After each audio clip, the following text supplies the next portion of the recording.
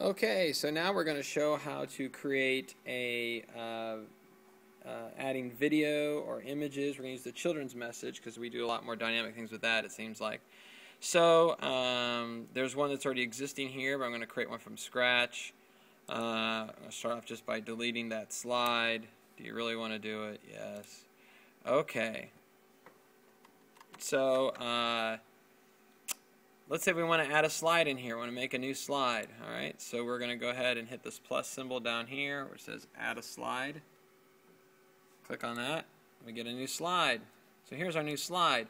Now we can add a text box to this. It tells you text the slide. Just a rectangle like a colored box.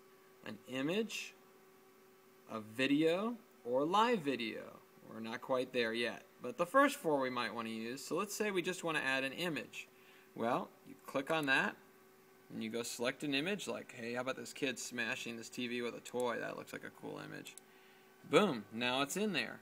And I can go ahead and grab it and I can make it bigger, I can move it around, do all kinds of things with it. Let's say instead of that, I wanted to add a video. We've got this nifty videos we've been using for children's messages. It works just the same way. Add video slide. Alright, let's go look and see what we have.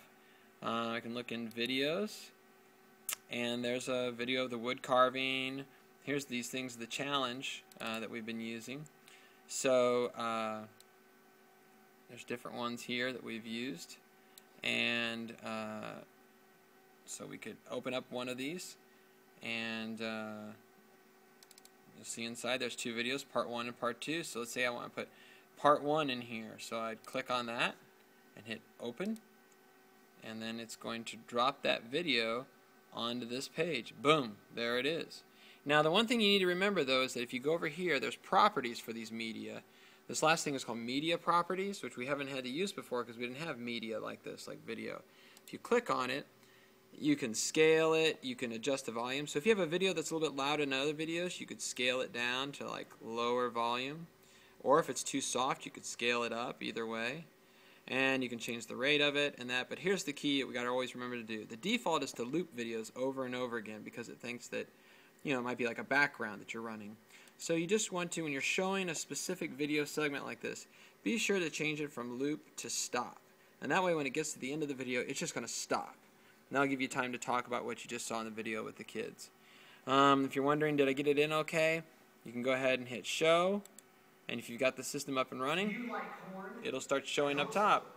Because today we're going to open up a can. All right. This is Tori. So that's how you add some video, and that's how you add some images. And making worship a little bit more dynamic in nifty ways.